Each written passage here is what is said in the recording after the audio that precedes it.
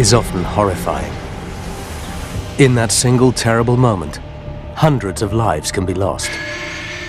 For many, this danger preys on the mind every time they fly. Yet air travel is now our safest mode of transportation. The modern airliner is designed, tested, and built to protect its human cargo. This is the story of how scientists have crashed and burned their way through some of the most sensational experiments in the history of crash testing to try and ensure your next flight is a safe one.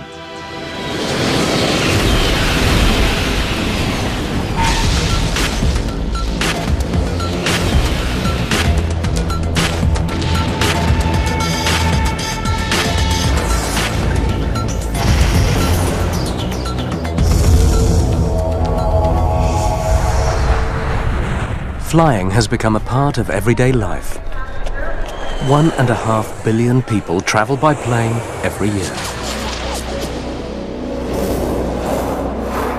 To meet this demand, designers and engineers are building a new generation of bigger, better airplanes, capable of flying more people than ever before.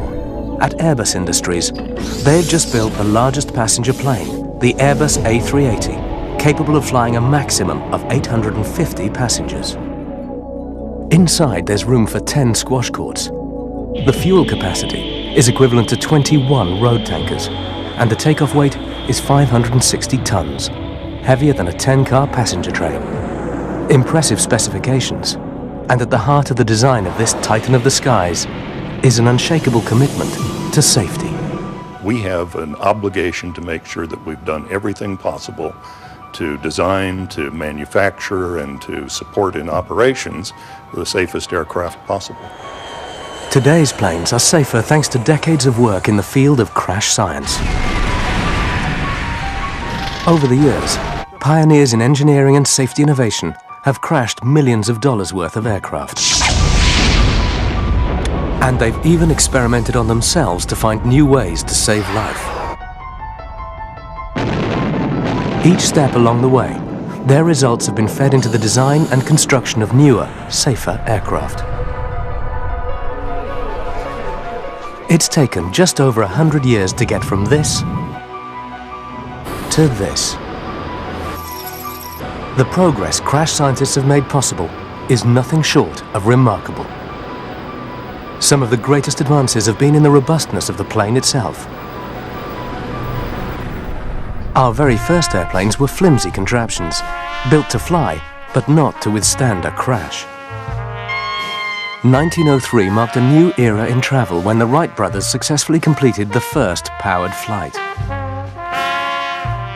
But within 5 years, aviation had claimed its first victim. Orville Wright, together with a passenger, Lieutenant Thomas Selfridge, were conducting a flight test on a new aircraft. In a tight turn 45 meters up, the propeller broke and Wright lost control. The plane plunged to the ground. In the devastating impact, Lieutenant Selfridge was killed and Wright himself was seriously injured. It was a tragic illustration of how early aircraft offered frighteningly little protection in an accident. Stunts at the time revealed the effect of vertical impact on an early plane. Even a shortfall is utterly devastating. The wooden structure simply folds in on itself as the plane hits the ground. In this case, the occupant walks away alive, but few air crash victims were this lucky. The early days of commercial air travel had a poor safety record. The same accident rate today, with so many more people flying, would put fatal crashes in the thousands. Watch out! Get out of there! She's ablaze! A funeral pyre fed by 1,000 gallons of gas! But safety has improved so much that on a commercial flight today, you stand only a 1 in 2.5 million chance of being in a fatal crash.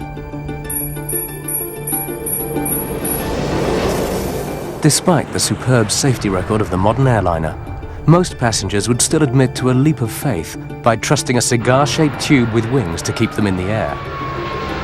Crucial to all safe flight is the aerodynamic performance of the aircraft, as aeronautics expert Professor Jeff Jupp explains. The modern jet transport aircraft, of course, is a very large aircraft, a very heavy object, which has got to be got into the air and stay there. The wings are specially curved so that the air speeds up above the wing and, relatively speaking, slow down below the wing.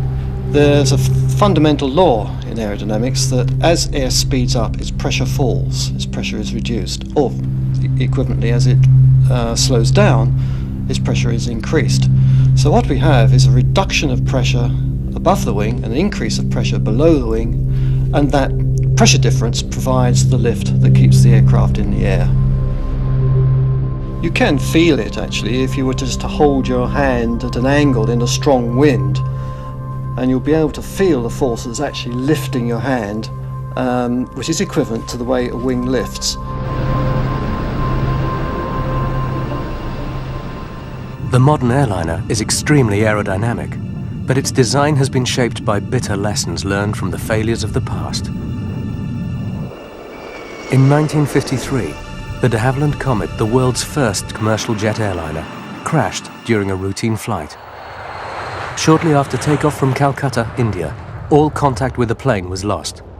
Investigations concluded that it disintegrated in mid-air. 8 months later, the same thing happened again, soon after a departure from Rome. De Havilland realized they had a serious problem on their hands. But with the plane in hundreds of pieces and not a single survivor from either crash, they struggled to understand what had happened to the aircraft in its final moments. With no obvious explanation for why the plane had disintegrated, crash scientists turned to the basic laws of physics for help.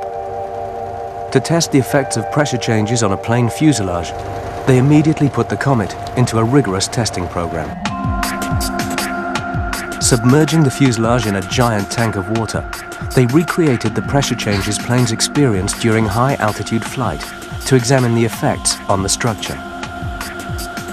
But even after extensive testing, there were no signs that pressurization was having any structural impact, and the Comet returned to service. Meanwhile, around-the-clock pressure testing continued. But just over 2 weeks later, disaster struck again. On the 8th of April 1954, another Comet aircraft broke up in mid-air shortly after takeoff. The wreckage plunging into the sea near the Italian island of Stromboli. No one survived. All Comets were immediately grounded, and crash scientists stepped up their efforts to solve the mystery.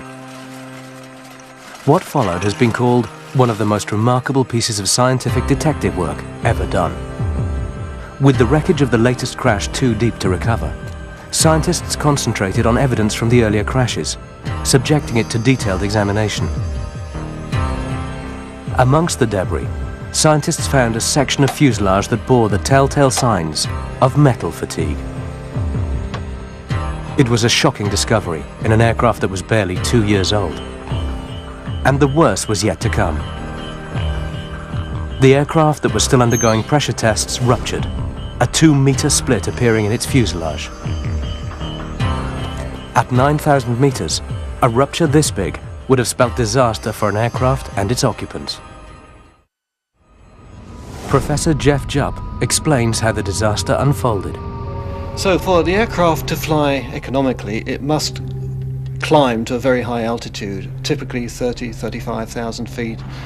And at that altitude, the pressure outside the aircraft is very low, far too low for the livelihood of the passengers. So inside the aircraft, inside the fuselage, the cabin pressure is kept such that the equivalent altitude that the passengers feel is either 8,000 feet or below. At high altitude, the difference in air pressure between outside and inside the fuselage creates enormous pressure forces on the plane itself. As the aircraft climbs, the pressure differential increases and the fuselage shell actually does expand. Then as it descends, then the pressure differential disappears once more and the fuselage contracts. So at every flight, the fuselage is expanding, contracting, rather like the skin of a balloon. And if a crack were to form, which would cause the fuselage to break, well, we all know what happens when you burst a balloon.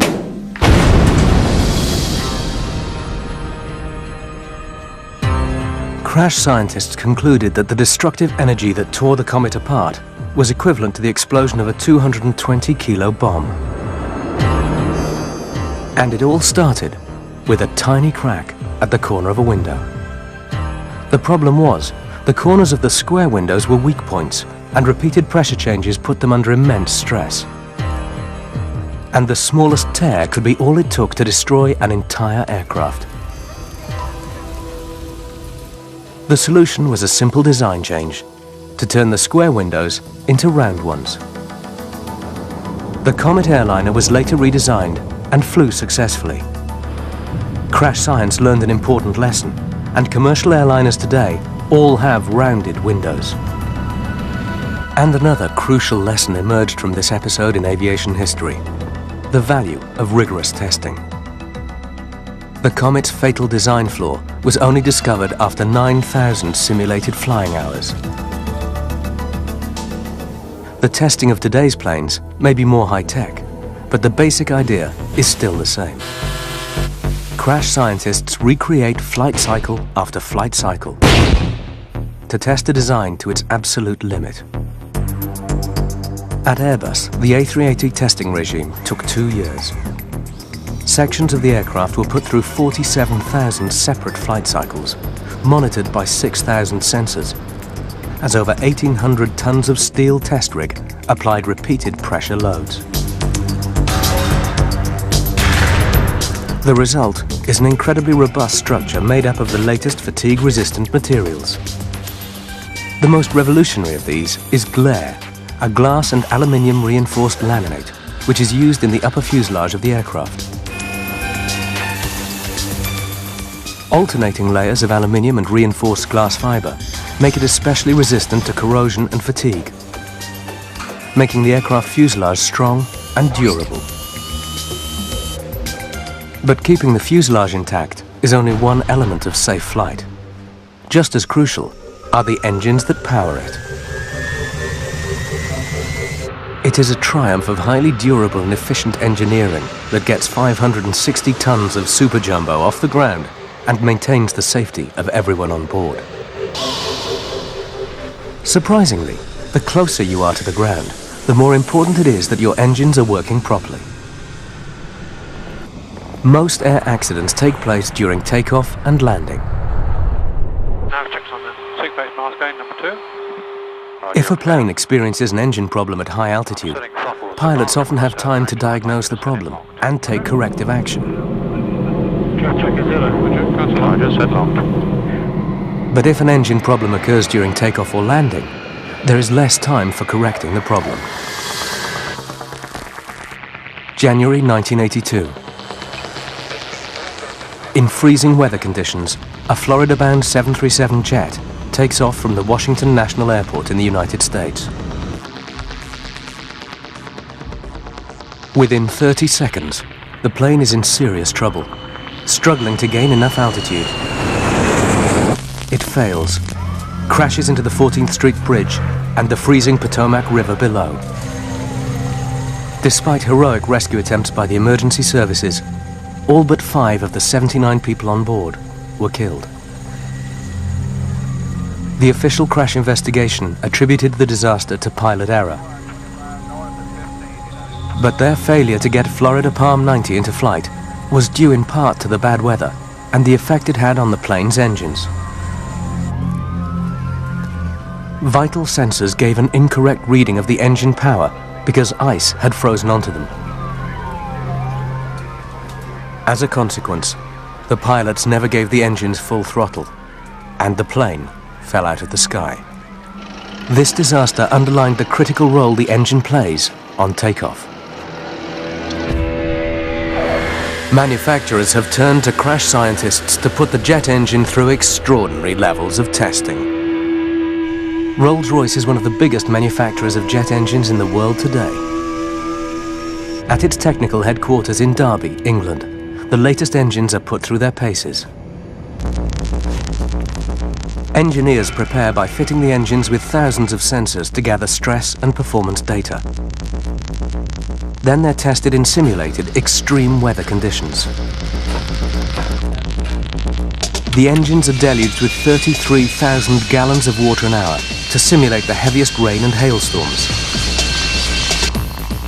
Then they're temperature tested with searing heat and biting cold, simulating the worst conditions they'll have to confront in the air while maintaining power and thrust. This is the kind of environmental barrage that crash scientists must guarantee the engine can still fly through. But there's an even greater hazard faced by jet engines in flight. Bird strike. The effect of a direct hit on any part of an aircraft can be devastating. The cabin, wings, and control surfaces can all be severely damaged by feathers and hollow bones, leading to loss of control or engine power. The first part of an engine in the line of fire are its fan blades. These work just like regular propellers, turning at high speed to drive the plane forward, so it's crucial they stay intact. This gelatin mold, the same weight and density as an 8-pound bird, is fired at a single spinning fan blade, which mustn't break. Everything from single strikes to an entire flock are aimed at various parts of the engine fan. Critical performance data from these strike tests has been fed into the design of the latest Rolls-Royce engine technology, the Trent Wide Chord Fan Blade. These blades are designed to stay intact and keep working even in the event of a direct hit. But crash scientists still have to test to see what will happen in the unlikely event of a blade actually breaking off. In this test, a controlled explosion intentionally shears off a single blade. The sudden release of energy within the engine is enough to throw a medium-sized car 30 meters through the air. And it's absorbed in the form of harmless vibration through the outer casing. Such research has ensured that jet engines have developed an extraordinary level of reliability. Tough and durable, the jet engine is also remarkably simple. Professor Jupp again. Well, it's almost two engines in one in a way, because first of all the air is drawn in through the front of the intake to a large fan, which is really a propeller. And like a propeller, it draws the air in and thrusts it out the back, and that provides most of the thrust propelling the aircraft forward. But some of the air is drawn through a basic jet engine behind the propeller. It's a process of suck, squeeze, bang, blow. Suck. Air is first drawn into the front of the engine, where squeeze. It's compressed by a large fan housed in a cowling which forces the air backwards and compresses it to 40 times its normal state. Bang. This compressed air then enters a combustion chamber where fuel is injected into it and ignited. And blow. This generates heat, increasing the air pressure and the engine's total thrust. The jet engine is a reliable source of incredible power, helping planes to fly efficiently most of the time as our safest form of transportation. But planes do occasionally crash. When it all goes wrong, it's the job of crash science to make sure the plane can still protect the passenger. Rising to the challenge is William Waldock, a professor at the Embry-Riddle Aeronautical University in Arizona. There's really three things that have to exist to make an accident survivable. First of these is the impact forces that reach the occupants have to remain within human tolerance. The second thing that has to happen, occupiable space has to be maintained throughout the entire impact sequence. We can't let the structure crush in on the occupant. We can't let the structure go away. We can't let that occupant be exposed to things that are going to hit them. And then the third thing that has to exist is the environment has to remain livable throughout the entire accident sequence and beyond. Failing in any one of these three criteria can result in injury or death. The outcome of one particular crash highlighted the fine line that exists between a survivable accident and one that is fatal. 1989. British Midlands Flight 92 experiences engine problems mid-flight and diverts to the nearest airport for an emergency landing. This was a scenario that pilots train for, and landing with one engine should have been straightforward. But the pilots shut down their good engine by mistake.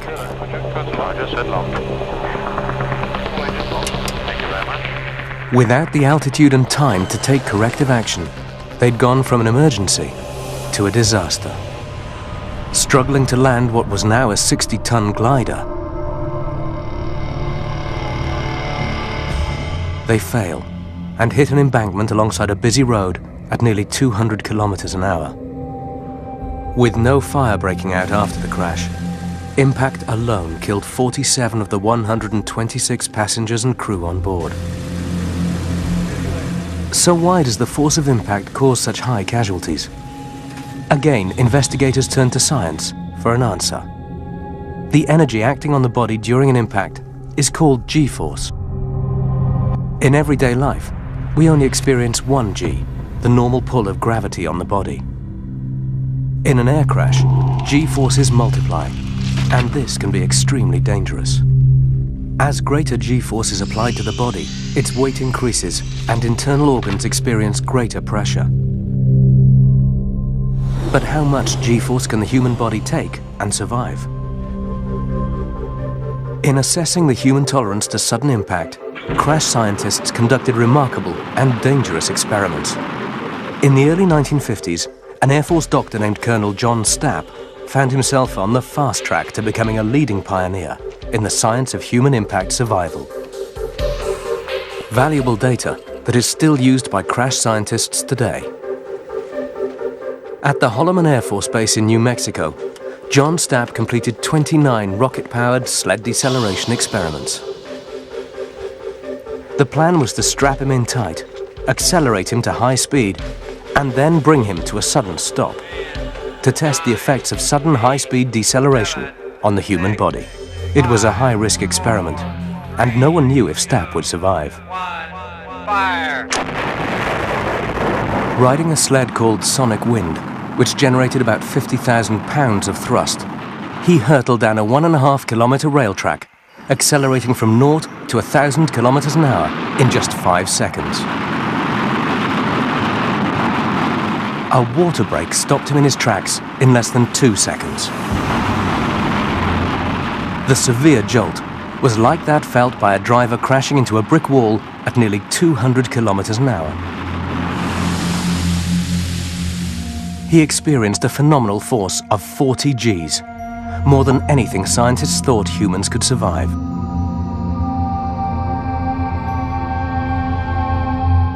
This faster-than-a-bullet ride left Stapp temporarily blind. He burst nearly every capillary in his eyeballs. But surgeons discovered that Stapp's retinas hadn't detached. Within minutes, he could see some vague images. By the next day, his vision had returned more or less to normal. Despite taking part in these high-risk experiments, Stapp lived to be 89 and died peacefully in his sleep.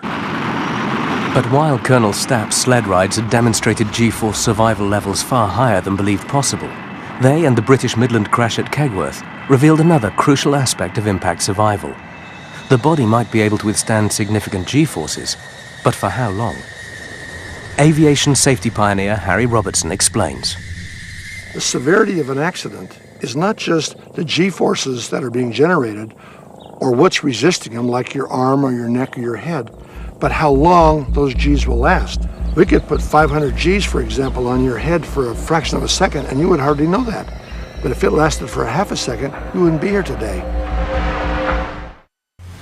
In the case of the British Midland disaster at Kegworth, it was not the force of sudden deceleration that caused such high casualties, but the effect it had on the passenger space within the aircraft. Professor Angus Wallace was one of the surgeons who operated on the survivors. He noticed a significant number of injuries to the legs, arms and heads caused by impact with the plane's interior fittings. It seems not only had the seating come away from the floor, but overhead lockers had also torn loose. Under the effect of G-force, these had turned into lethal projectiles. Experts believe that more people would have survived the crash at Kegworth had the interior fittings been more secure.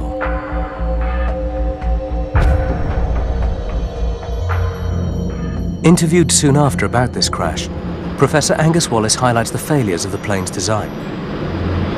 We have seen during the last 2 years a number of survivable air crashes, and it is clearly time for aircraft manufacturers to devote a little bit more time and thought to protecting the occupants if a crash were to occur. One particular weak point was the seating. Valuable lessons were learned as a result of this crash. The latest aircraft are fitted with seats that can withstand a force of 16 Gs, as compared to the previous designs, which could only take 9. This means the chances of survival are improved if the cabin interior can withstand at least the same amount of G-force as the human body. However, as the structural integrity of planes improved, it soon became clear to scientists that there was a bigger killer at work in plane crashes. On average, flames, smoke, and toxic fumes were killing 3 out of every 4 people who had survived impact. Crash science was about to tackle this terrifying phenomenon. January 1974. A Boeing 707 with 101 passengers on board crashes while making a scheduled stop on the island of Pago Pago, part of American Samoa in the South Pacific. The night approach to the island runway with heavy winds and a brewing storm was a difficult one. This time, it ended in tragedy. Hitting the trees a kilometer short of the runway, the plane cut through the jungle vegetation for over 300 meters until it finally came to rest. All but 4 of those on board died. But this was a tragedy with a shocking twist. Investigators revealed that of the 101 passengers on board, all 97 who'd perished died not on impact, but as a result of the ensuing fire. The lethal problem of post-crash fire has plagued crash science since the early days of flight.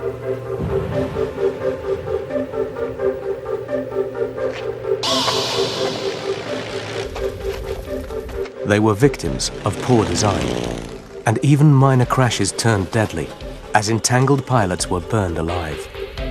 The rising death toll inspired Jerome Lederer, a US airmail aeronautical engineer, to take action.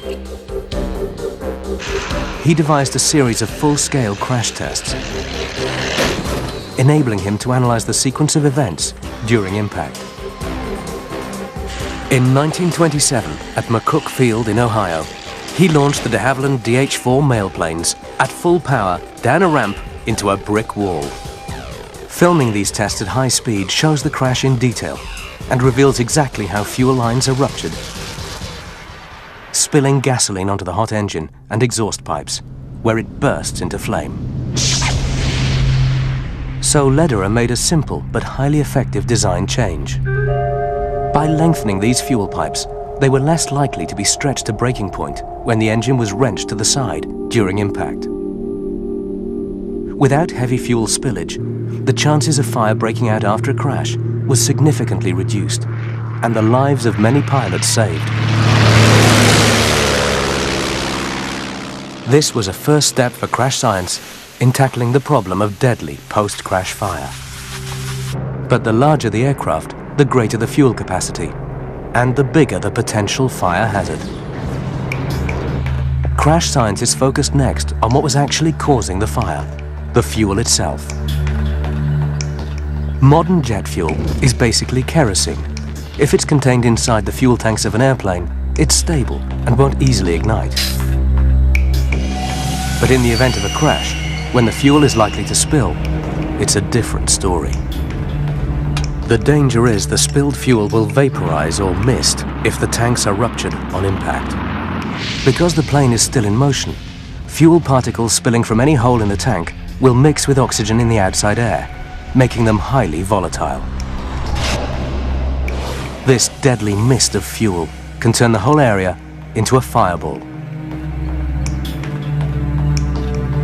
One of crash science's pioneers in analyzing the cause of these fires is Harry Robertson. He planned to find out what could be done to prevent this horrifying phenomenon. Together with his crash science team, they acquired a number of aircraft from civilian airlines and the US military, spending many hours getting them ready for the tests. At the Deer Valley Airport in Arizona, they set about a series of dramatic experiments. During our test program, we crashed a DC-7 and we crashed a 1649 Super Constellation, two major airline aircraft. Filming the test at high speed, between 250 and 1,000 frames per second, revealed every detail of the crash. Robertson and his team designed these tests to simulate the typical impact event during survivable takeoff and landing accidents, when fuel fires were the greatest hazard to passengers. Harry Robertson's experiments focused on ways to reduce this danger. One of the approaches that has been used to try to reduce the fire hazard threat has been to figure out a way to get the fuel that will not burn. Or if it does burn in an accident, it doesn't burn very violently. The team developed a theory. By changing the consistency of the fuel, making it thicker, it would be less likely to spill so rapidly from a ruptured tank. What would that fuel do in an accident? Would it stay in chunks and cut down misting, which is a real big problem in fires, for example? Or would it spill at a slower rate? The team used dyed water instead of fuel because they wanted to see clearly how the liquid spilled and dispersed. A fireball could obscure their view and destroy the evidence. The team filled the inboard left and right wing tanks with a thicker, viscous water colored red and yellow to simulate a thicker consistency fuel. The remaining two tanks contained ordinary water, a different color for each tank, to see how badly they were ruptured on impact. As the plane hits, the left wing is twisted up and breaks, releasing large quantities of blue water from its tanks. As the engines are wrenched and the propeller blades sheared off, feed lines which carry the fuel from the tanks are torn apart and the fuel ignites.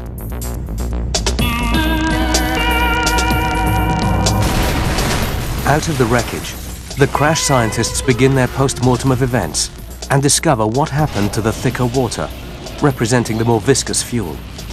The slow-motion footage shows that the more viscous fuel does not mist to the same extent as the usual liquid form. As seen here, the red and yellow mist spread over a smaller area than the blue. But the success of the fuel's anti-misting properties was short-lived. On closer inspection, it appears the viscous liquid creates a different but equally horrific danger. It can spatter in small enough chunks that stick to surfaces, which if hot enough, can ignite. These early thicker fuels were clearly no solution. But they inspired Harry and the team to come up with a different approach to the same problem. If they couldn't stop the fuel from burning, they'd have to try and stop it from spilling. This meant designing a tank strong enough to contain the fuel in a crash, but still light enough for the plane to get off the ground. The solution was a tough tank, a cut and tear-resistant bladder formed by a flexible bag. Unlike the rigid tanks, however, they could withstand greater impact force for longer by flexing and deforming, rather than rupturing under sudden violent pressure and distortion. The crash scientists set up another crash test, with an aircraft containing two different kinds of tanks. One was the traditional rigid casing, built into the wing. The other was the bladder design. Sending the aircraft on the same collision course as before, they wait apprehensively for impact. The result is not what they'd hoped for. Both types of tanks rupture, and once again fuel and oil lines give way, and a fireball erupts. This plane doesn't even have full fuel tanks. In fact, just enough to run the test.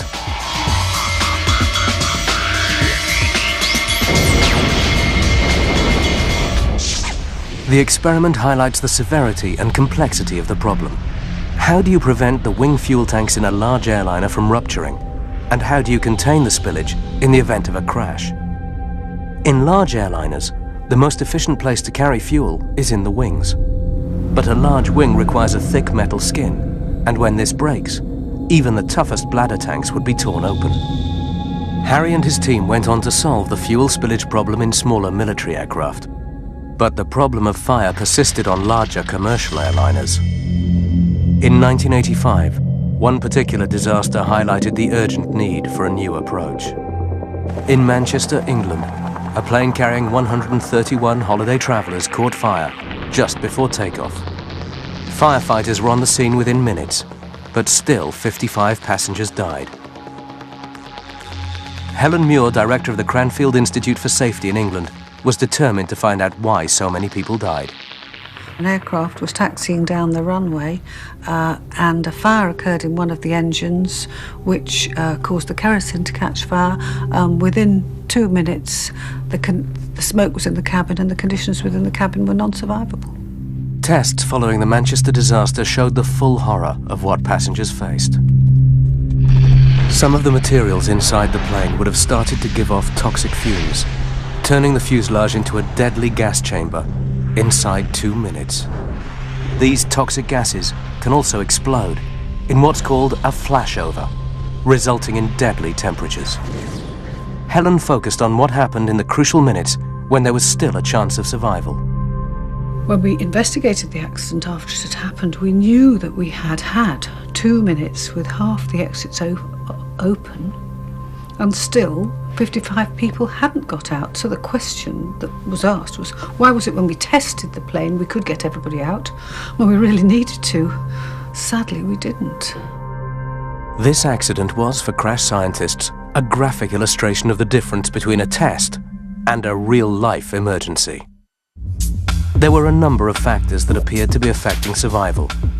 The science of psychology was part of the explanation. By analyzing human behavior, scientists could predict how people react to an emergency. Helen Muir and her team started on some groundbreaking research to look at these phenomena in more depth. The problem is, how do you design a test which is going to produce behavior like would occur in that emergency without actually terrorizing people or putting them at physical risk? Helen and her team came up with an ingenious solution to motivate a mad scramble for the exits. If I say to them, right, the first half of you on the aeroplane will immediately outside any door I open get a £5 note in your hand, what will happen? And I learned that people do extraordinary things for £5. I was amazed to find that when we'd run the first few experiments and we'd had people rushing to get out of the airplane to get these fivers, I showed the videos to some people who'd been on the Manchester aircraft and had survived the accident. They said, yeah, actually, that's just what it was like. Someone crushed me in my seat and went over me, and look, it's just happening there. Helen Muir's research showed that when faced with a serious danger, some passengers develop a survival tunnel vision. They take extreme action at the expense of others, fighting to get out. Others may freeze up and not move at all, blocking crucial escape routes. The tests reveal that when flight attendants take control of the evacuation, more people will survive as they keep the flow of passengers moving, preventing bottlenecks. The Manchester disaster also inspired a number of improvements to aircraft design itself. The most significant were the installation of emergency floor lighting to help guide confused passengers toward the nearest exit, and the use of fire-resistant materials inside the cabin to reduce the deadly effects of fire and smoke. Both features helped make the difference between death and survival in accidents since. The recent accident at Toronto has to some extent shown that a lot of the work which we've been doing in the past 2 decades is starting to be successful, because in that accident, the aircraft crash landed and the frame broke up, but there was a fire, and in that situation, all of the passengers and crew did survive. Meanwhile, attempts to find a less flammable fuel continued, leading to the most spectacular crash test ever staged. In America, the Federal Aviation Authority and NASA set up a test site at Edwards Air Force Base in California. The plan: to crash a Boeing 720 with a payload of 73 crash test dummies and 34,000 litres of fuel on board. The primary objective was to test how this fuel, with a new additive called FM9, designed to suppress fire, would perform in a crash. In front of a large crowd of news reporters, the plane takes off and climbs to an altitude of just over 600 meters. Directed by remote control, a path is set for the aircraft to land on a specially prepared runway. Awaiting the Boeing 720 are a number of obstructions designed to tear into the wings at specific points and release the fuel load.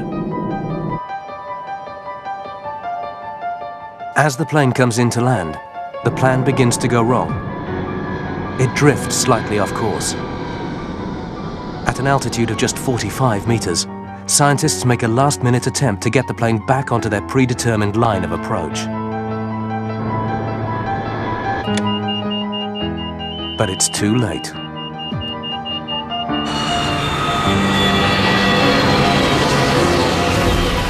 The plane hits the ground at an angle. The left wing brakes on impact, and the fuel inside starts to pour out and ignites.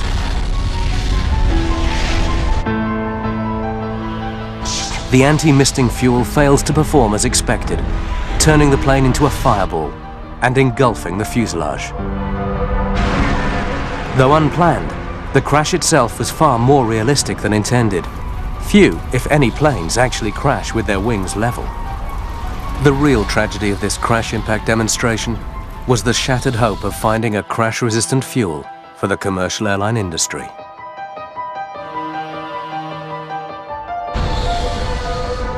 Failing to find a less volatile fuel made it imperative to find alternative methods to improve aircraft safety. So, crash science moved on, shifting its focus onto the prevention of airline crashes altogether. The majority of all commercial air crashes are due in some part to human error.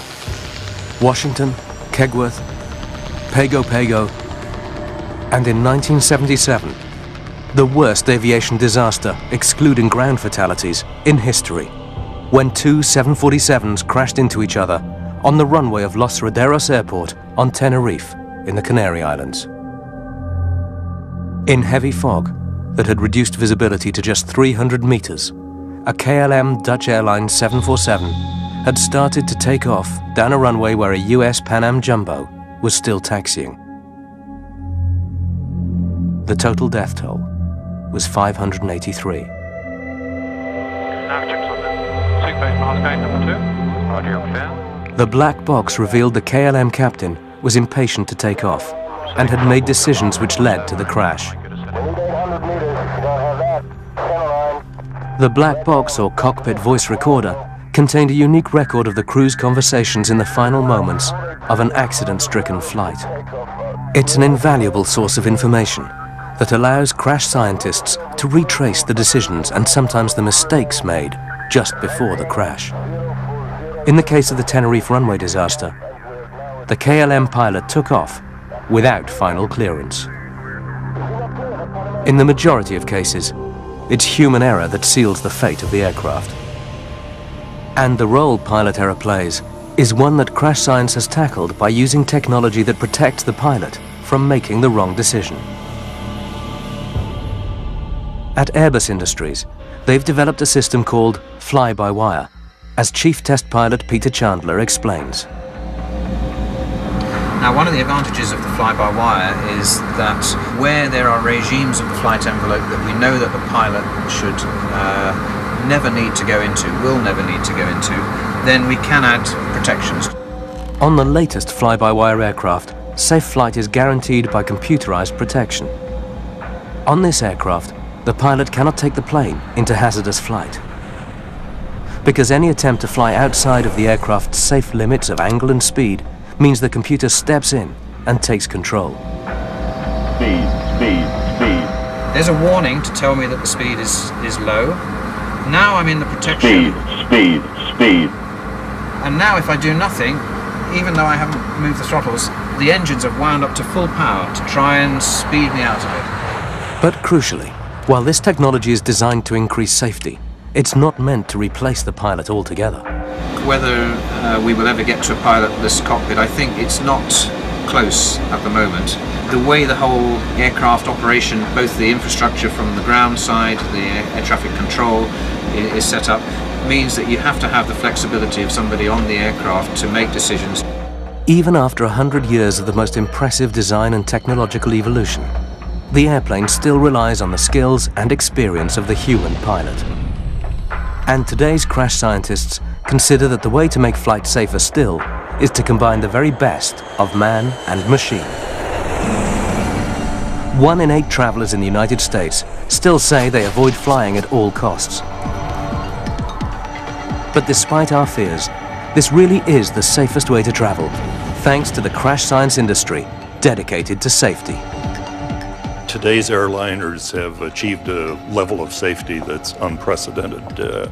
Every year we move hundreds of millions of passengers safely around the world at levels of safety that are unachieved by any other mode of transportation. Today's planes are modern scientific marvels, which make it possible for more and more people to do what man was never meant to do: to fly.